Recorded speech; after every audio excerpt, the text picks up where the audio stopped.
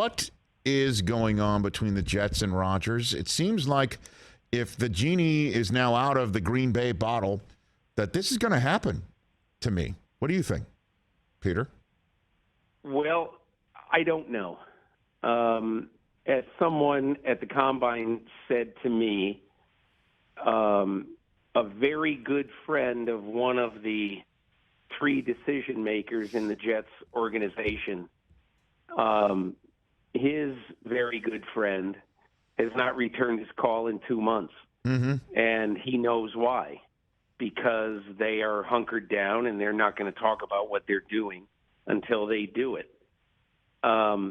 My feeling, as is your feeling, Rich, is that obviously they want Aaron Rodgers. A number of things could be happening right now.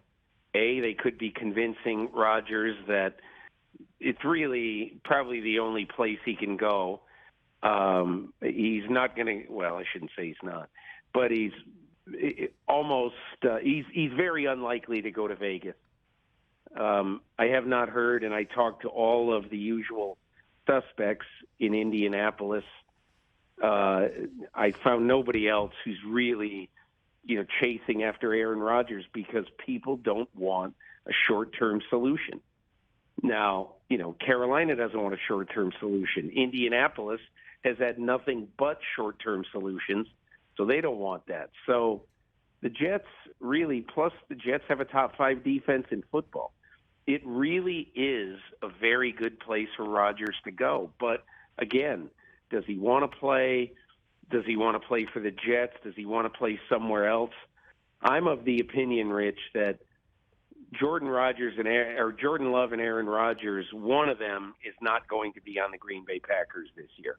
Mm-hmm. And I think the Packers would prefer that it be Rodgers who goes, just like it was 15 years ago this week, quite literally. Unbelievable. That Brett Favre left the Green Bay Packers and Aaron Rodgers was anointed as a starter. But again, I wish I had great inside information to tell you. I just simply don't. No, I hear you, and I appreciate you saying that. But you read the room, and for Rodgers to be given permission to talk to the Jets speaks volumes as far as I'm concerned. And one thing I want to pick up that you dropped is why not the Raiders? I know Raiders fans sit there and think, hey, Rodgers coming out here and throwing to Devontae Adams, let's run that back and figure out how to make sure Josh Jacobs, who's franchise tagged, and Darren Waller and everyone else that they have under contract, they can stay there and run that back. Because you look at the division and it's Mahomes sitting astride it, and Herbert and Russell Wilson now, one would think, going to be vastly improved with Sean Payton. That's a deep, deep end of the pool that they need to, one would think, splash in with Aaron Rodgers. Why not? Why not the Raiders? You're Peter? right about that, Rich, but I think there's two things. Number one, there are a lot of people around the league who think that Mark Davis simply does not want or can't basically get into the business of throwing an extra $60 million at Aaron Rodgers. However, they would do that contract this year. Now, the Raiders do have, per over the cap, about $31 million in what's called effective cap room, which is the more realistic number that they can spend. And, so they probably have the money to finagle and to do things. But the problem with the Raiders is the Raiders have a lot of holes. And the Raiders, I don't believe, want to buy a 1 or 2 year Band-Aid, even if it meant that it would be great for them this year. I think the Raiders want to get a quarterback. If they want to get a quarterback who is somewhere between financially manageable, like theoretically Jimmy Garoppolo would be, I'm guessing based on the last 2 days, because of the last two quarterbacks who have signed, somewhere in the $30 to $35 million range, I would think Garoppolo would be. And it's somewhere between that and drafting a young quarterback and developing him. I mean, think about it, Rich. The reason why Josh McDaniels was hired in the first place is that he's very good at developing quarterbacks. Now, he wasn't this year.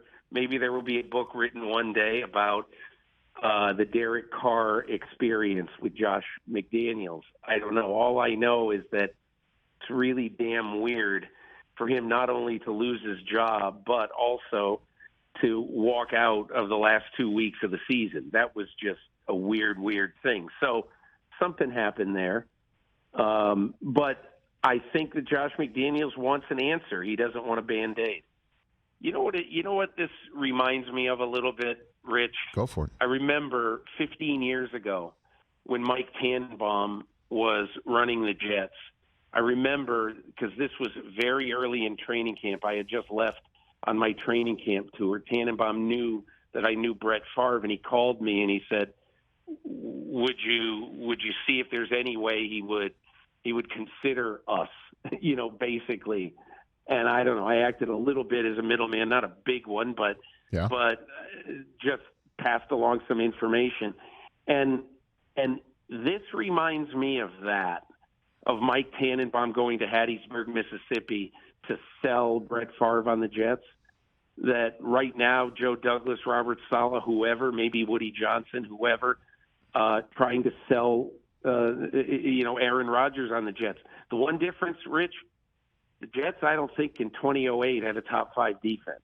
The Jets today have a top 5 defense. They've got the offensive rookie of the year, and they got the running back who probably would have been the offensive rookie of the year if he didn't get hurt in Breece Hall. They have a team that, they beat the Bills with Zach Wilson.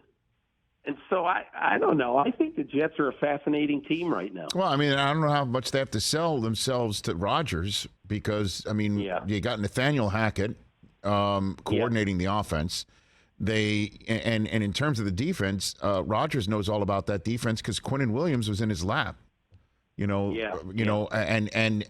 Sauce Gardner was wearing the cheese head in Lambeau Field. That happened last year. So I don't know. You have to admit. Come on. What? You got to admit that you are like refreshing Twitter every 3 minutes. And you just want this so bad you can take it. Well, yes, in terms of Rodgers. I just don't know if Rodgers in New York, I don't know. The questions that he engenders about what comes out of his mouth that doesn't get asked of him in front of his locker in Wisconsin, I think would be asked all the time in New York. And I hope he's ready for that. I would just make this point. You're right. But, Aaron Rodgers basically, I think, now but Aaron Rodgers is a national figure. No doubt. I don't think it matters if he plays for the Green Bay Packers or the Walla Walla Walruses. He is going to be a national figure. Oh, yeah.